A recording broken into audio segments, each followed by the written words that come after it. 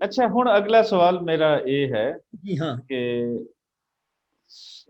दुनिया ਨੂੰ ਅਸੀਂ ਸੁਰ ਤੋਂ ਬਗੈਰ ਨਹੀਂ ਦੇਖ ਸਕਦੇ। ਦੁਨੀਆ ਦੀ ਖੂਬਸੂਰਤੀ ਜਿੱਥੇ ਸੁਰ ਦਾ ਕੰਟਰੀਬਿਊਸ਼ਨ ਹੈ ਸ਼ਾਇਦ ਹੀ ਕਿਸੇ ਚੀਜ਼ ਦਾ ਹੋਵੇ ਇਨਸਾਨ ਦੀ ਰੂਹ ਨੂੰ हाँ जी। ਸੰਚਾਰ ਕਰਨ ਵਾਸਤੇ। ਸਾਡੇ ਖਿੱਤੇ ਦੇ ਅੰਦਰ ਵੀ ਜਿਹੜੇ ਸਾਡੇ ਸੂਫੀ ਭਗਤ ਗੁਰੂ ਇਹ ਸਾਰੇ ਮਿਊਜ਼ਿਕ ਦੇ ਨਾਲ ਬਹੁਤ ਜ਼ਿਆਦਾ ਜੁੜੇ ਹੋਏ ਨੇ। ਇਹ हाँ जी। ਮਿਊਜ਼ਿਕ ਕੀ ਹੈ, ਸੁਰ ਕੀ ਹੈ, ਇਸ ਖਿੱਤੇ ਦਾ ਮਿਊਜ਼ਿਕ ਕੀ ਹੈ, ਫਿਰ ਇਹਦੇ ਅੰਦਰ ਜਿਹੜਾ ਗੁਰਬਾਣੀ ਦੇ ਅੰਦਰ ਜਿਹੜਾ ਮਿਊਜ਼ਿਕ ਔਰ ਸੁਰ ਜੁੜਿਆ ਹੋਇਆ ਹੈ, ਸਾਰਾ ਕਲਾਮ ਜਿਹੜਾ ਬਾਅਦ ਦੇ ਵਿੱਚ ਗਾਇਆ ਜਾਂਦਾ ਹੈ, ਗੁਰਦੁਆਰਿਆਂ ਦੇ ਵਿੱਚ ਗਾਇਆ ਜਾਂਦਾ ਹੈ, ਸੁਰ ਦੇ ਨਾਲ ਇੱਕ ਪੂਰਾ ਆਹੰਗ ਬਣ ਜਾਂਦਾ ਹੈ। ਇਹਨੂੰ ਕਿਵੇਂ ਦੇਖਦੇ ਹੋ? ਇਸ ਸੁਰ ਦੀ ਦੁਨੀਆ ਨੂੰ ਕਿਸ ਤਰ੍ਹਾਂ ਅਸੀਂ ਵੇਖਾਂਗੇ? देखो मैं एक सुनाई सी तुसी जड़ी सुनी नहीं है शायद, प्यार नहीं है सुर से जिसको, गजल बड़ी बड़ी मकबूल गजल है। प्यार नहीं है सुर से जिसको वो मूर्ख इंसान नहीं। जग में अगर संगीत ना होता कोई किसी का मीत ना होता। यह एहसान है सात सुरों का कि दुनिया वीरान नहीं। सुर इंसान बना देता है, सुर रहमान मिला देता है। वाह वाह वाह। सुर ही आग में जलने वाले परवाने नादान नहीं।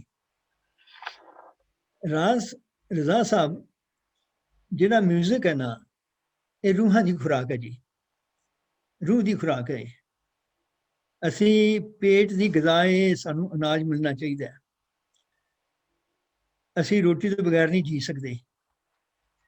इस तरह मन की खुराक भी है, दिलो दिमाग की खुराक भी है।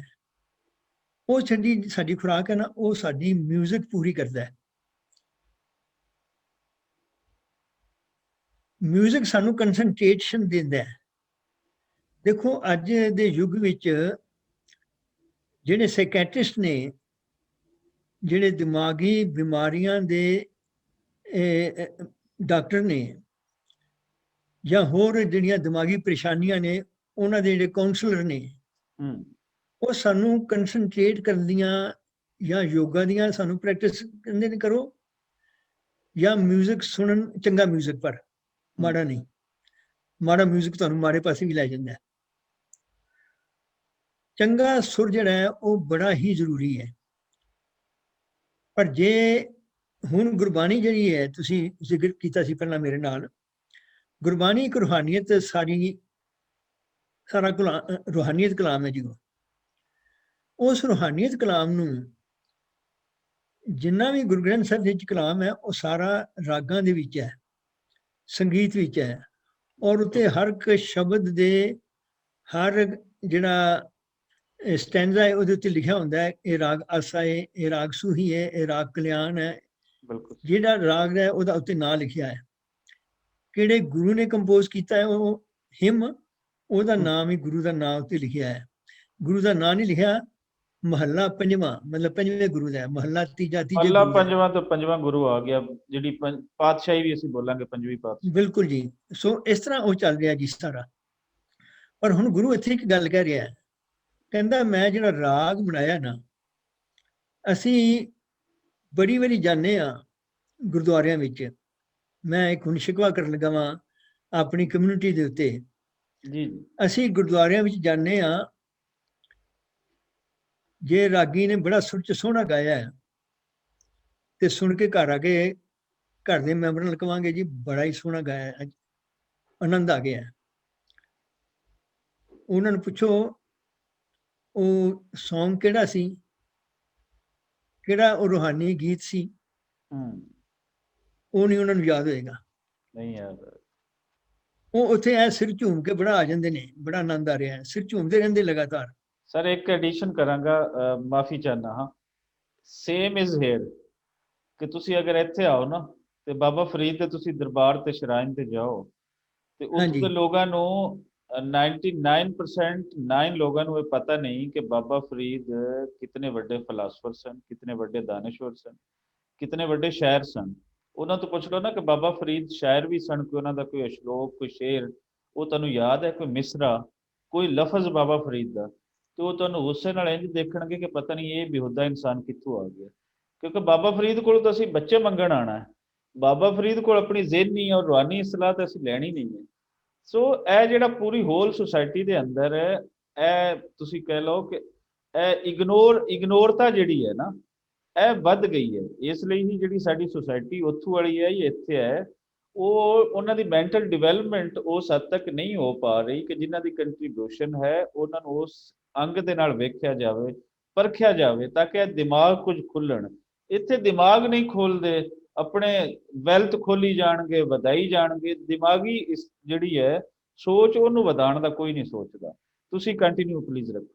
ਮੈਂ ਹੁਣ ਤੁਹਾਡੀ ਇਸ ਗੱਲ ਦੱਸਣ ਦੇ ਉੱਤੇ ਤੁਹਾਡੇ ਮੀਡੀਆ ਰਾਹੀਂ ਜਿਹੜੇ ਮੈਨੂੰ ਸੁਣਨਗੇ ਇੰਡੀਆ ਵਿੱਚ, ਪਾਕਿਸਤਾਨ ਵਿੱਚ ਜਾਂ ਈਵਨ ਫੋਰਨ ਕੰਟਰੀਜ਼ ਵਿੱਚ, ਮੈਂ ਸਾਰਿਆਂ ਨੂੰ ਹੱਥ ਜੋੜ ਕੇ ਅਪੀਲ ਕਰਾਂਗਾ ਜੀ, ਉਹਨਾਂ ਅੱਗੇ ਤਰਲਾ ਕਰਾਂਗਾ, ਮਿੰਨਤ ਕਰਾਂਗਾ ਉਹਨਾਂ ਅੱਗੇ ਕਿ ਬਾਬੇ ਫਰੀਦ, ਦੇਖੋ ਤੁਸੀਂ ਬਾਜ਼ਾਰ ਮਾਰਕੀਟ ਗਏ ਹੋ ਸੌਦਾ ਖਰੀਦਣ ਲਈ, ਪੰਸਾਰੀ ਦੀ ਹੱਟੀ 'ਚ ਵੜ ਜਾਓ ਤੇ ਤੁਹਾਨੂੰ ਉੱਥੋਂ ਲੱਸੀ ਦਾ ਗਲਾਸ ਨਹੀਂ ਮਿਲਣਾ। ਹਲਵਾਈ ਦੀ ਦੁਕਾਨ ਦੇ ਅੰਦਰ ਵੜ ਜਾਓ ਤੇ ਤੁਹਾਨੂੰ ਉੱਥੋਂ ਮੁਨਿਆਰੀ ਦਾ ਸਮਾਨ ਨਹੀਂ ਮਿਲਣਾ। ਬਜਾਜੀ ਦੀ ਹੱਟੀ 'ਤੇ ਵੜ ਜਾਓ, ਉੱਥੋਂ ਤੁਹਾਨੂੰ ਖੋਇਆ ਨਹੀਂ ਮਿਲਣਾ। ਬਾਬੇ ਫਰੀਦ ਦੀ ਜਿਹੜੀ ਦੁਕਾਨ ਹੈ, ਉਹਨਾਂ ਤੋਂ ਤੁਹਾਨੂੰ ਪੁੱਤਰ ਨਹੀਂ ਮਿਲਣੇ। ਵਾਹ ਵਾਹ ਵਾਹ ਵਾਹ। ਉਹਨਾਂ ਤੋਂ ਤੁਹਾਨੂੰ ਰੂਹਾਨੀ ਸਕੂਨ ਮਿਲਣਾ ਹੈ। ਸਕੂਨ ਮਿਲਣਾ, ਸਕੂਨ ਮਿਲਣਾ। ਔਰ ਉਹ ਸਕੂਨ ਮਿਲਣਾ ਜਿਹੜਾ ਤੁਹਾਨੂੰ ਕਿਸੇ ਕੀਮਤ ਤੇ ਵੀ, ਕਿਸੇ ਵੀ ਬਾਜ਼ਾਰ ਸਟੋਰ ਤੋਂ ਵਿੱਚੋਂ ਉਹ ਸਮਾਨ ਨਹੀਂ ਮਿਲ ਸਕਦਾ, ਕਿਸੇ ਹੋਰ ਦਰ ਤੋਂ ਉਹ ਨਹੀਂ ਲੱਭ ਸਕਦਾ। ਤੇ ਮੈਂ ਮਿਹਨਤ ਕਰਾਂਗਾ ਉਹਨਾਂ ਸਾਰਿਆਂ ਨੂੰ ਕਿ ਬਾਬੇ ਫਰੀਦ ਦਾ ਅਨਮੁੱਲਾ ਖਜ਼ਾਨਾ, ਉਹਦੇ ਕਲਾਮ ਨੂੰ ਪੜ੍ਹੋ। ਸਾਰਾ ਕਲਾਮ ਗੁਰੂ ਗ੍ਰੰਥ ਸਾਹਿਬ ਦੇ ਵਿੱਚ ਉਹਨਾਂ ਦੇ 150 ਦੇ ਕਰੀਬ ਸ਼ਲੋਕ ਨੇ ਜੀ, ਠੀਕ, ਦੋਹੇ ਨੇ। ਔਰ ਇੱਕ ਦੋ ਵਾਰੀ ਪੜ੍ਹੋ ਤੇ ਜ਼ੁਬਾਨੀ ਯਾਦ ਹੋ ਜਾਂਦੇ ਨੇ। ਉਹਨਾਂ ਦੀ ਪੋਇਟਰੀ 'ਚ ਇੰਨਾ ਫਲੋ ਹੈ, ਉਹ ਇੱਕ ਆਮ ਆਦਮੀ ਦੀ ਗੱਲ ਕਰਦੇ ਨੇ, ਔਰ ਇੰਨਾ ਡੂੰਘਾ ਫਲਸਫਾ ਹੈ। ਉਹਨੂੰ 10 ਵਾਰੀ ਰੋਜ਼ ਪੜ੍ਹ ਲਵੋ ਤੇ ਯਾਦ ਹੋ ਜਾਂਦੇ ਨੇ ਸਾਰੇ। ਬਿਲਕੁਲ। ਉਹਨਾਂ ਨੂੰ ਲਾਈਫ ਦੇ ਵਿੱਚ, ਆਪਣੀ ਲਾਈਫ ਵਿੱਚ ਪ੍ਰੈਕਟੀਕਲੀ ਉਹਨਾਂ ਨੂੰ ਅਡਾਪਟ ਕਰੋ। ਫਿਰ ਵੇਖੋ ਤੁਹਾਡੀ ਜਿਹੜਾ ਤੁਸੀਂ ਰੂਹਾਨੀ ਤੌਰ ਤੇ ਕਿੰਨੇ ਐਲੀਵੇਟ ਮਹਿਸੂਸ ਕਰੋਗੇ ਆਪਣੇ ਆਪ ਨੂੰ। ਜ਼ਬਰਦਸਤ, ਬਹੁਤ ਸੋਹਣਾ ਸੁਣਿਆ, ਬਹੁਤ ਸੋਹਣਾ ਸੁਣਿਆ ਸਭ ਦੇ ਨਾਮ। ਤੇ ਗੱਲ ਹੋ ਰਹੀ ਸੀ ਸੁਰ ਦੀ, ਇੱਕੋ ਹੀ ਗੱਲ ਹੈ। ਬਾਬਾ ਫਰੀਦ ਵੀ ਸੁਰ ਨਾਲ ਜੁੜੇ ਹੋਏ ਸੀ, ਬਾਬਾ ਨਾਨਕ ਵੀ, ਬਾਬਾ ਬੁੱਲੇ ਸ਼ਾਹ ਵੀ, ਬਾਹੂ ਸਰਕਾਰ ਵੀ, ਜਿਤਨੇ ਗੁਰੂ ਹਨ ਸਭ ਸੁਰ ਨਾਲ ਜੁੜੇ ਹੋਏ ਸੀ। ਸੁਰ ਨੂੰ ਕੋ ਥੋੜਾ ਜਿਹਾ ਖੋਲੋ ਕਿ ਸੁਰ ਨੂੰ ਕਿਵੇਂ, ਕਿਉਂਕਿ ਲੋਕੀ ਬੇਸੁਰੇ ਹੋ ਗਏ, ਸੁਰ ਦੇ ਨਾਲ ਉਹਨਾਂ ਦੀ ਕਨੈਕਟੀਵਿਟੀ ਨਹੀਂ ਰਹੀ। ਅਗਰ ਰਹੀ ਵੀ ਤੇ ਉਹ ਕਿਸੇ ਹੋਰ ਰੰਗ ਦੇ ਵਿੱਚ ਰਹਿ ਗਈ। ਜੀ ਜੀ, ਨਹੀਂ ਤੁਹਾਡੀ ਗੱਲ ਠੀਕ ਹੈ, ਮੈਂ ਸੁਰ ਦੀ ਗੱਲ ਹੀ ਕਰ ਰਿਹਾ ਸਾਂ। ਪਹਿਲੀ ਗੱਲ ਤੇ ਸੁਰ ਬੜੀ ਜ਼ਰੂਰੀ ਹੈ ਜੀ। ਇੱਕ ਗੱਲ ਹੁਣ ਸੁਰ ਤੋਂ ਮੈਂ ਪਹਿਲੀ ਗੱਲ ਕਰਾਂਗਾ ਕਿ ਸਾਡੇ ਸਿਸਟਮ ਦੇ ਵਿੱਚੋਂ ਅੱਜ ਕੱਲ੍ਹ ਦੇ ਜਿਹੜੇ ਗਾਉਣ ਵਾਲੇ ਨੇ, ਉਹਨਾਂ ਦੇ ਵਿੱਚ ਇੰਨੇ ਸਜੰਦੇ ਆ ਗਏ ਨੇ, ਇੰਨੇ ਸਾਜ਼ ਆ ਗਏ ਨੇ ਕਿ ਜਿਹੜਾ ਗਾਉਣ ਵਾਲਾ ਉਹਦੀ ਆਵਾਜ਼ ਤੇ ਹੁੰਦੀ ਬੜੀ ਘੱਟ, ਸਾਜ਼ ਬਹੁਤ ਸੁਣਦੇ ਨੇ। ਬਾਬਾ ਨਾਨਕ ਦੇ ਖਾਲੀ ਰਬਾਬ ਵਜਾਉਂਦਾ ਸੀ ਜੀ, ਕੋਈ ਸਿਰਫ ਇੱਕ ਤਾਰਾ ਵਜਾਉਂਦਾ ਸੀ। ਆਲਮ ਲੋਹਾਰ ਸਾਰੀ ਉਮਰ ਉਹ ਦੇਖੋ ਚਿਮਟੇ ਵਜਾਉਂਦਾ ਰਿਹਾ, ਉਹ ਚਿਮਟੇ ਵਿੱਚੋਂ ਸੁਰ ਨਿਕਲ ਆਉਂਦੀ ਹੈ। ਜਿਵੇਂ ਇੱਕ ਐਕਸਪ੍ਰੈਸ਼ਨ ਹੈਗਾ, ਬਿਊਟੀ ਨੀਡਸ ਨੋ ornaments, ਖੂਬਸੂਰਤੀ ਗਹਿਣਿਆਂ ਦੀ ਮੁਤਾਜ ਨਹੀਂ, ਖੂਬਸੂਰਤੀ ਨੂੰ ਗਹਿਣਿਆਂ ਦੀ ਲੋੜ ਕੋਈ ਨਹੀਂ, ਖੂਬਸੂਰਤੀ ਨੂੰ ਮੇਕਅਪ ਕਰਨ ਦੀ ਲੋੜ ਕੋਈ ਨਹੀਂ। ਇਸੇ ਤਰ੍ਹਾਂ ਚੰਗੀ ਆਵਾਜ਼ ਸਾਜ਼ਾਂ ਦੀ ਮੁਤਾਜ ਨਹੀਂ। ਜੇ ਕਿਸੇ ਦੀ ਆਵਾਜ਼ ਦਮਦਾਰ ਹੈਗੀ ਹੈ, ਉਹ ਬਿਨਾਂ ਸਾਜ਼ਾਂ ਤੋਂ ਇੰਨਾ ਕਾਇਲ ਕਰ ਸਕਦਾ ਹੈ, ਇੰਨਾ ਕਾਇਲ ਕਰ ਸਕਦਾ ਹੈ ਕਿ ਸਾਜ਼ਾਂ ਵਾਲੇ ਅੱਜ ਸਾਜ਼ਾਂ ਤੋਂ ਬਗੈਰ ਫਿੱਕੇ ਲੱਗਦੇ ਜੇ। ਕਿਸੇ ਦਾ ਨਾਂ ਨਹੀਂ ਲਵਾਂਗਾ। ਸਾਜ਼ਾਂ ਨੂੰ ਜੇ ਗਾਉਣਾ ਸਾਜ਼ਾਂ ਨੂੰ ਤੇ ਤੰਤੀ ਸਾਜ਼ ਵਜਾਓ। ਹਾਰਮੋਨੀਅਮ ਸਾਡਾ ਸਾਜ਼ ਨਹੀਂ ਹੈਗਾ। ਹਾਰਮੋਨੀਅਮ ਜਰਮਨੀ ਤੋਂ ਆਇਆ ਸਾਜ਼ ਹੈ, ਜਿਹਨੂੰ ਸਾਰੇ ਹੀ ਗਾਉਣ ਵਜਾਉਣ ਵਾਲੇ ਵਰਤਦੇ ਨੇ, ਇਸਤੇਮਾਲ ਕਰਦੇ ਨੇ। ਔਰ ਇੱਕ ਮੈਂ ਇੱਥੇ ਗੱਲ ਕਰਾਂਗਾ ਮਿਊਜ਼ਿਕ ਦੀ ਥੋੜ੍ਹੀ ਜਿਹੀ। ਜਿਹੜਾ ਤਾਨਪੁਰਾ ਨਾ ਰਜ਼ਾ ਸਾਹਿਬ, ਜਿਹੜੇ ਲੋਕ ਤਾਨਪੁਰੇ ਦੇ ਨਾਲ ਗਾਉਣ ਵਾਲੇ ਨੇ, ਤਾਨਪੁਰਾ ਬੇਸੁਰੇ ਨੂੰ ਜ਼ਰਾ ਜਿੰਨਾ ਵੀ ਟਸ ਤੋਂ ਮਸ ਨਹੀਂ ਹੋਣ ਦਿੰਦਾ, 19 ਤੋਂ 21 ਨਹੀਂ ਹੋਣ ਦਿੰਦਾ, 20 ਤੋਂ 21 ਨਹੀਂ ਹੋਣ ਦਿੰਦਾ, 20 ਤੋਂ 20.25 ਨਹੀਂ ਹੋਣ ਦਿੰਦਾ। ਉਹ ਬੇਸੁਰੇ ਨੂੰ ਝੱਟ ਫੜ ਲੈਂਦਾ ਹੈ, ਵਾਹ ਹਾਰਮੋਨੀਅਮ ਬੇਸੁਰੇ ਨੂੰ ਲੁਕਾ ਲੈਂਦਾ ਹੈ। ਲੁਕਾਉਂਦਾ।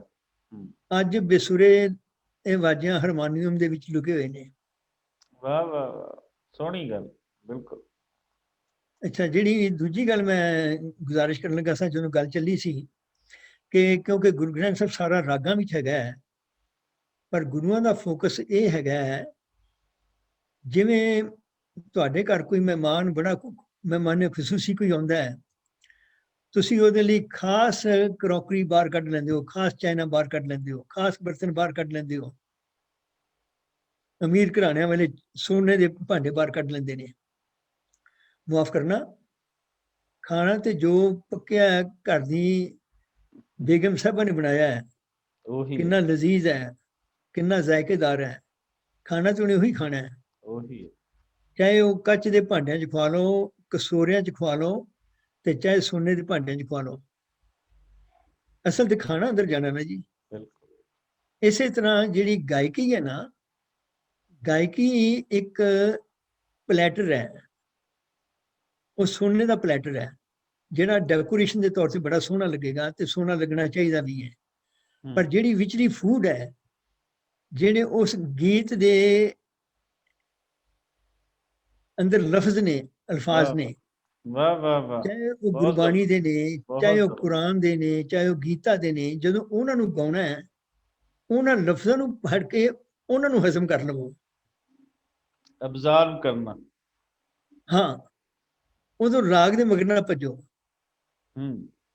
ਕਿਉਂਕਿ ਰਾਗ ਸਾਡੇ ਤੇ ਭਾਰੂ ਹੋ ਗਿਆ ਜ਼ਿਆਦਾ ਸ਼ਬਦ ਨਾਲੋਂ, ਲਫ਼ਜ਼ ਨਾਲੋਂ, ਅਲਫਾਜ਼ ਨਾਲੋਂ। ਤਵਾਜ਼ਨ ਹੋਣਾ ਚਾਹੀਦਾ ਜੀ ਦੋਨਾਂ ਵਿੱਚ। ਵਾਹ ਵਾਹ, ਬੜੀ ਸੋਹਣੀ ਗੱਲ, ਬੜੀ ਸੋਹਣੀ ਗੱਲ ਜੀ। ਦੋਸਤੋ, ਪਰਮਿੰਦਰ ਸਿੰਘ ਸੋਚ ਜੀ ਸਾਡੇ ਨਾਲ ਹਨ ਔਰ ਅੱਗੇ ਗੱਲਬਾਤ ਦਾ ਸਿਲਸਿਲਾ ਸ਼ੁਰੂ ਕਰਦੇ ਹਾਂ। ਪਰਮਿੰਦਰ ਸਿੰਘ ਸੋਚ ਜੀ, ਤੁਸੀਂ ਅਮਰੀਕਾ ਬੈਠੇ ਹੋ, ਮੈਂ ਇੱਥੇ ਪਾਕਿਸਤਾਨੀ ਬੈਠਾ। ਤੁਸੀਂ ਇੰਡੀਆ ਦੇ ਵਿੱਚ ਵੀ ਰਹੇ, ਲਾਈਫ ਦਾ ਥੋੜਾ ਜਿਹਾ ਹਿੱਸਾ ਤੁਹਾਡਾ ਇੱਥੇ ਇਸ ਖਿੱਤੇ ਦੇ ਵਿੱਚ ਵੀ ਗੁਜ਼ਰਾ, ਜਿਹਨੂੰ ਅੱਜ ਅਸੀਂ ਪਾਕਿਸਤਾਨੀ ਪੰਜਾਬ ਬੋਲਦੇ ਹਾਂ। ਉਸ ਤੋਂ ਬਾਅਦ ਅਮਰੀਕਾ ਚਲੇ ਗਏ। ਕਿਵੇਂ ਦੇਖਦੇ ਹੋ ਇਸ ਹਿਜਰਤ ਨੂੰ, ਇਸ ਨੂੰ ਲਾਈਫ ਦੇ ਵਿੱਚ ਕੁਝ ਜਾਣਨਾ ਇਸ ਨੂੰ ਸਮਝਦੇ ਹੋ, ਜਾਂ ਕੋਈ ਕਦੇ ਬੇਘਰੀ ਦਾ ਉਹ ਦੁੱਖ ਜਿਹੜਾ ਹੈ ਉਹ ਤੁਹਾਡੇ ਅੰਦਰ ਤੁਸੀਂ ਫੀਲ ਕੀਤਾ ਕਿ ਜੰਮੇ ਜਾਏ ਕੁਵੇਟਾ, ਉਸ ਤੋਂ ਬਾਅਦ ਅੰਮ੍ਰਿਤਸਰ, ਅੰਮ੍ਰਿਤਸਰ ਤੋਂ ਬਾਅਦ ਫਿਰ ਲਾਈਫ ਇੱਕ ਵੱਡਾ ਜਿਹੜਾ ਹਿੱਸਾ ਹੈ ਉਹ ਅਮਰੀਕਾ ਗੁਜ਼ਰ ਗਿਆ। ਇਹ ਲਾਈਫ ਦੀ ਰੰਗਾ ਰੰਗੀ ਨੂੰ ਇੰਜੋਏ ਕੀਤਾ ਹੈ ਕੋਈ ਇਹਦੇ ਵਿੱਚ, ਜਾਂ ਕਿਤੋਂ ਕੋਈ ਥੋੜੀ ਜਿਹੀ ਬੇਘਰੀ ਦਾ ਦੁੱਖ ਜਾਂ ਉਹ ਹਿਜਰਤ ਦਾ ਦੁੱਖ ਉਹ ਕਿਤੇ ਕਿਤੇ ਰੂਹ ਦੇ ਵਿੱਚ ਵੜੇ ਆਉਂਦਾ ਹੈ? ਕਿਵੇਂ ਵੇਖਦੇ ਹੋ? ਮੈਨੂੰ ਦੇਖੋ ਜੀ, ਨਿੱਜੀ ਤੌਰ ਤੇ ਹਰ ਇਨਸਾਨ ਅਲੱਗ ਅਲੱਗ ਹੈ ਜੀ। ਮੇਰੇ ਬੜੇ ਵਾਕਫਕਾਰ ਨੇ ਜਿਨ੍ਹਾਂ ਨੂੰ ਇਸ ਗੱਲ ਦਾ ਗਿਲਾ ਹੈ, ਸ਼ਿਕਵਾ ਹੈ, ਉਹ ਪ੍ਰੈਜ਼ੈਂਟ 'ਚ ਨਹੀਂ ਰਹਿੰਦੇ। ਜਿੱਥੇ ਤੱਕ ਮੇਰੀ ਜ਼ਾਤ ਦਾ ਤਲਕ, ਮੈਂ ਆਪਣੀ ਜ਼ਾਤ ਦਾ ਦੱਸਦਾ, राजी हैं हम उसी में जिसमें तेरी रजा। मैं हिजरत करने वाला कौन है जी? मैं तो एक मोहरा वां शतरंज दा, वो मालिक दे हथ च मैं एक मोहरा वां। ਉਹ ਮੋਹਰੇ ਨੂੰ ਜਿੱਥੇ ਰੱਖ ਦੇਵੇ, ਜਿਹੜੀ ਜਗ੍ਹਾ ਤੇ ਰੱਖ ਦੇਵੇ, ਉਹ ਮੋਹਰੇ ਨੂੰ ਉੱਥੇ ਬੈਠ ਜਾਣਾ ਜੀ। ਮੈਨੂੰ ਇੱਥੇ ਔਰ ਉਹਦੀ ਰਜ਼ਾ ਤੇ ਰਾਜ਼ੀ ਹੋ ਜਾਣਾ ਚਾਹੀਦਾ। ਮੈਨੂੰ ਇਸੇ ਗੱਲ ਕੀ ਯਾਦ ਆ ਗਈ ਜੀ ਤੁਹਾਡੇ ਇਸ ਸਵਾਲ ਦੇ ਉੱਤੇ। ਰਵਿੰਦਰ ਨਾਥ ਠਾਕੁਰ, ਲੋਕੀ ਟੈਗੋਰ ਕਹਿੰਦੇ ਨੇ, ਮੈਂ ਟੈਗੋਰ ਨਹੀਂ ਕਹਿੰਦਾ ਉਹਨੂੰ। ਟੈਗੋਰ ਲਫ਼ਜ਼ ਹੈ ਨਹੀਂ ਕਿਤੇ ਵੀ ਡਿਕਸ਼ਨਰੀ ਵਿੱਚ। ਨਾ ਉਹਦਾ ਰਵਿੰਦਰ ਨਾਥ ਠਾਕੁਰ ਹੈ, ਜਿਹੜਾ ਕਿ ਪਹਿਲਾ ਇੰਡੀਅਨ ਨੋਬਲ ਪ੍ਰਾਈਜ਼ ਲਾਰੇਟ ਹੈ। ਉਹਨੂੰ ਗੀਤਾਂਜਲੀ ਦੇ ਉੱਤੇ ਨੋਬਲ ਪ੍ਰਾਈਜ਼ ਮਿਲਿਆ ਜੀ। ਉਹਨੇ ਗੀਤਾਂਜਲੀ ਅੰਗਰੇਜ਼ੀ 'ਚ ਖੁਦ ਲਿਖੀ, ਫਿਰ ਉਹਦਾ ਉਹਨੇ ਬੰਗਲਾ ਵਿੱਚ ਵੀ ਟਰਾਂਸਲੇਟ ਕੀਤਾ, ਲਿਖੀ। ਉਹਦੇ ਉੱਤੇ ਅੰਗਰੇਜ਼ਾਂ ਕੋਲੋਂ ਜਿਹੜਾ ਲਫ਼ਜ਼ ਠੇ ਹੈ ਨਾ, ਟੇ ਹੈ ਕਿ ਬਣੀ ਠੇ, ਅੰਗਰੇਜ਼ੀ ਠੇ ਲਫ਼ਜ਼ ਹੈ ਨਹੀਂ, ਉਹਨਾਂ ਨੇ ਠੇ ਨੂੰ ਵਿਗਾੜ ਕੇ ਟੀ ਕਰ ਦਿੱਤੀ ਤੇ ਕੇ ਨਾਲ ਉਹਨਾਂ ਨੇ ਜੀ ਬਣਾ ਕੇ ਟੈਗੋਰ ਬਣਾਤਾ ਤੇ ਠੀਕ ਪਪੂਲਰ ਟੈਗੋਰ ਹੋ ਗਿਆ। ਠੀਕ ਠੀਕ।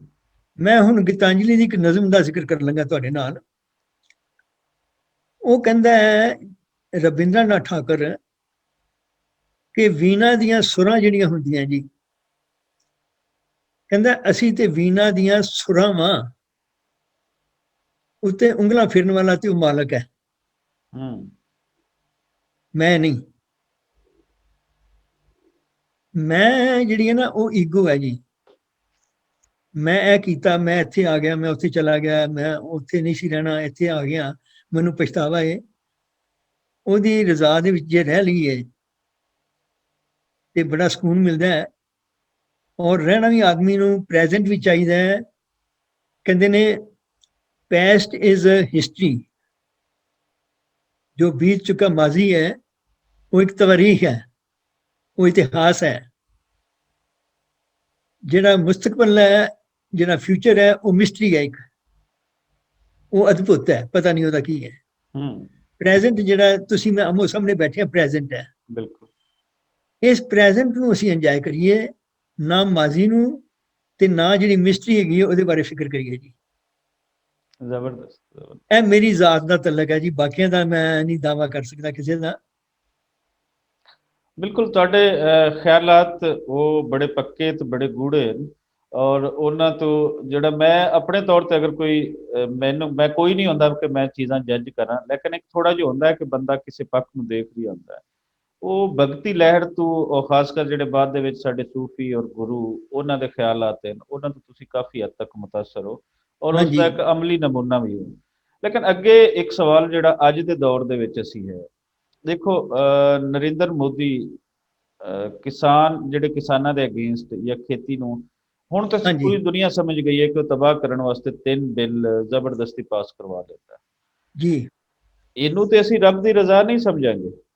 ਇਹਦੇ ਅਗੇਂਸਟ ਜਿਹੜੀ ਕਿਸਾਨਾਂ ਦੀ ਰੈਜ਼ਿਸਟੈਂਸ ਹੈ, ਉਸ ਨੂੰ ਕਿਸ ਤਰੀਕੇ ਨਾਲ ਦੇਖਦੇ ਹੋ ਕਿ ਹਰ ਕੰਮ ਕੁਝ ਹੁੰਦਾ ਜਿਹੜੇ ਲੋਕਾਂ ਦਾ, ਬੁਰੇ ਲੋਕਾਂ ਦਾ ਬੁਰਾਈ ਫੈਲਾ ਰਹੇ ਹੁੰਦੇ ਨੇ ਸੁਸਾਇਟੀ ਦੇ ਵਿੱਚ, ਔਰ ਅੱਛੇ ਲੋਕ ਉਸ ਨੂੰ ਰੋਕ ਰਹੇ ਹੁੰਦੇ ਨੇ ਤਾਂ ਕਿ ਉਹ ਸੁਸਾਇਟੀ ਦੀ ਜਿਹੜੀ ਬਣਤਰ ਹੈ ਉਹ ਉਂਝ ਹੀ ਸੋਹਣੀ ਰਹੇ, ਜਾਂ ਕਿ ਉਸ ਤੋਂ ਪਹਿਲੇ ਤੋਂ ਕੁਝ ਉਹਦੇ ਅੰਦਰ ਹੋਰ ਐਡ ਅਪ ਕਰ ਦਿੱਤਾ ਜਾਵੇ, ਕੋਈ ਹੋਰ ਸੋਹਣੀ ਹੋ ਜਾਵੇ। ਇਹ ਜਿਹੜਾ ਖਿਲਵਾੜ ਚੜ੍ਹਦੇ ਪੰਜਾਬ ਦੇ ਅੰਦਰ ਇਹ ਹੋਇਆ ਹੈ ਖੇਤੀ ਦੀ ਤਬਾਹੀ ਵਾਸਤੇ, ਇਹਨੂੰ ਤੁਸੀਂ ਉੱਥੇ ਅਮਰੀਕਾ ਬੈਠੇ ਹੋ ਕਿਸ ਨਜ਼ਰ ਨਾਲ ਦੇਖਦੇ ਹੋ? ਬਜ਼ਾਤੇ ਖੁਦ ਅਸੀਂ ਆਪਣੇ ਸ਼ਹਿਰ ਵਿੱਚ 2 ਮੁਜ਼ਾਹਰੇ ਕਰ ਚੁੱਕੇ ਹਾਂ ਜੀ। ਠੀਕ ਹੈ। ਪਹਿਲੇ ਮੁਜ਼ਾਹਰਾ ਜਿਹੜਾ ਸੀ ਉਹ ਇੱਕਦਮ ਬੈਠਿਆਂ ਖਿਆਲ ਆਇਆ ਕੁਝ ਫਰੈਂਡਸ ਦੇ ਨਾਲ, ਤੇ ਉਹਦੇ ਵਿੱਚ ਅਸੀਂ ਕੋਈ 50 ਆਦਮੀ ਸ਼ਰੀਕ ਹੋ ਸਕੇ। ਤਖਤੀਆਂ ਲੈ ਕੇ ਮੁਜ਼ਾਹਰਾ ਕੀਤਾ ਮੋਦੀ ਦੀਆਂ ਪਾਲਿਸੀਜ਼ ਦੇ ਅਗੇਂਸਟ ਤੇ ਫਾਰਮਰਸ ਦੇ ਹੱਕ ਵਿੱਚ, ਤੇ ਗੱਲ ਕੀਤੀ। ਦੁਬਾਰਾ ਜਿਹੜਾ 3 ਹਫ਼ਤਿਆਂ ਤੋਂ ਬਾਅਦ ਮੁਜ਼ਾਹਰਾ ਕੀਤਾ ਉਹ ਕਾਫੀ ਵੈਲ ਪ੍ਰੀਪੇਅਰਡ ਸੀ। ਉਹ 'ਚ ਘੱਟੋ ਘੱਟ 300 ਪਲੱਸ ਲੋਕ ਉਹਦੇ ਵਿੱਚ ਸ਼ਮੂਲੀਅਤ ਹੋਈ ਉਹਨਾਂ ਦੀ। ਜ਼ਬਰਦਸਤ। ਇਹ ਕਿਹੜੇ ਸ਼ਹਿਰ ਦੇ ਵਿੱਚ ਹੋਇਆ ਸੀ? ਇਹ ਰਾਲੇ ਸ਼ਹਿਰ ਹੈ ਜੀ, RALEIGH। ਕਿਹੜੀ ਸਟੇਟ? ਨਾਰਥ ਕੈਰੋਲਾਈਨਾ ਵਿੱਚ ਹੈ ਜੀ। ਅੱਛਾ ਅੱਛਾ, ਠੀਕ ਹੈ। ਇਹ ਨਾਰਥ ਕੈਰੋਲਾਈਨਾ ਦੀ ਦਾਰੁਲ ਖਿਲਾਫਾ ਹੈ, ਉਹਨਾਂ ਦਾ ਕੈਪੀਟਲ ਸਿਟੀ ਹੈ। ਠੀਕ ਹੈ। ਤੇ ਅਸੀਂ ਗਵਰਨਰ ਹਾਊਸ ਦੇ ਬਾਹਰ ਕੋਈ ਘੰਟਾ ਕੁ ਭਰ ਮੁਜ਼ਾਹਰਾ ਕੀਤਾ ਹੈ। ਠੀਕ ਹੈ। ਤੇ ਬੜਾ ਕਾਮਯਾਬ ਰਿਹਾ। ਇਹ ਦੇਖੋ, ਤੁਸੀਂ ਗੱਲ ਬੜੀ ਸੋਹਣੀ ਕਹੀ ਹੈ ਕਿ ਚੁੱਪ ਨਹੀਂ ਕੀਤੇ ਰਹਿਣਾ ਚਾਹੀਦਾ। ਗੁਰੂ ਨਾਨਕ ਨੇ ਵੀ ਜਦੋਂ ਬਾਬਰ ਦਾ ਹਮਲਾ ਹੋਇਆ ਹੈ, ਬਾਬੇ ਨਾਨਕ ਨੇ ਲਿਖਿਆ ਰਾਜੇ ਸ਼ੀ ਮੁਕੱਦਮ ਕੁੱਤੇ, ਸਖਤ ਲਫ਼ਜ਼ ਵਰਤੇ ਨੇ। ਔਰ ਉਦੋਂ ਤੇ ਤਾਨਾਸ਼ਾਹੀ ਸੀ, ਰਾਜੇ ਤਾਨਾਸ਼ਾਹ ਹੁੰਦੇ ਨੇ, ਅੱਜ ਤੇ ਤਾਨਾਸ਼ਾਹ ਨਹੀਂ ਹੈਗੇ ਅਸੀਂ। ਭਾਵੇਂ ਸਾਡੇ ਜਿਹੜੇ ਡੈਮੋਕ੍ਰੇਸੀ ਵਾਲੇ, ਸੋ ਕਾਲ ਡੈਮੋਕ੍ਰੇਸੀ ਮੈਂ ਕਹਾਂਗਾ, ਭਾਰਤ ਦੀ ਜਿਹੜੀ ਹੈ ਉਹ ਨਾ ਮਾਤਰ ਦੀ ਡੈਮੋਕ੍ਰੇਸੀ ਹੈ, ਕਾਗਜ਼ਾਂ ਵਿੱਚ ਡੈਮੋਕ੍ਰੇਸੀ ਹੈ, ਪਰ ਚਲਦੀ ਤਾਨਾਸ਼ਾਹੀ ਉੱਤੇ। ਬਿਲਕੁਲ। ਹੁਣ ਉਸ ਤਾਨਾਸ਼ਾਹੀ ਦੇ ਅਗੇਂਸਟ ਆਵਾਜ਼ ਬੁਲੰਦ ਕਰਨ 'ਚ ਕੋਈ ਔਖ ਨਹੀਂ ਹੈਗਾ। ਮੈਂ ਦੂਰ ਬੈਠਾ ਵੀ, ਮੈਂ 3-4 ਵਾਰੀ ਵੱਖ-ਵੱਖ ਟੈਲੀਵਿਜ਼ਨ ਦੇ ਉੱਤੇ ਅਗੇਂਸਟ ਬੋਲ ਚੁੱਕਾ। ਜਿਹੜੇ ਇੰਡੀਅਨ ਚੈਨਲ ਨੇ ਟੀਵੀ ਦੇ, ਅਮਰੀਕਾ ਤੋਂ ਚੱਲਦੇ ਨੇ, ਕੁਝ ਇੱਕ ਇੰਡੀਆ ਤੋਂ ਚੱਲਦਾ, ਉੱਥੇ ਵੀ ਠੋਕ ਕੇ ਗੱਲ ਕਹੀ ਜੀ ਮੈਂ। ਹੂੰ ਫਿਰ ਬਾਬਰ ਦੇ ਉੱਤੇ ਇੱਕ ਹੋਰ ਸ਼ਬਦ ਗੁਰੂ ਨਾਨਕ ਨੇ ਲਿਖਿਆ, ਬਾਬਰ ਵਾਣੀ ਫਿਰ ਗਈ ਕੋਇਰ ਨਾ ਰੋਟੀ ਖਾਏ। ਹੂੰ ਲੋਕੀ ਰੋਟੀ ਨਹੀਂ ਖਾ ਰਹੇ ਇਮਨਾਬਾਦ ਵਿੱਚ ਜਦੋਂ ਨੇ ਕਤਲ ਗੈਰਤ ਕੀਤੀ ਹੈ ਠੀਕ ਹੈ। ਡਰ ਭੌ ਦੇ ਵਿੱਚ। ਤੇ ਬਾਬਾ ਨਾਨਕ ਦਾ ਸਿੱਖ ਜੇ ਮੈਂ ਅੱਜ ਹੈਗਾ ਵਾਂ ਤੇ ਮੈਨੂੰ ਭੌ ਕਾਹਦਾ ਜੀ।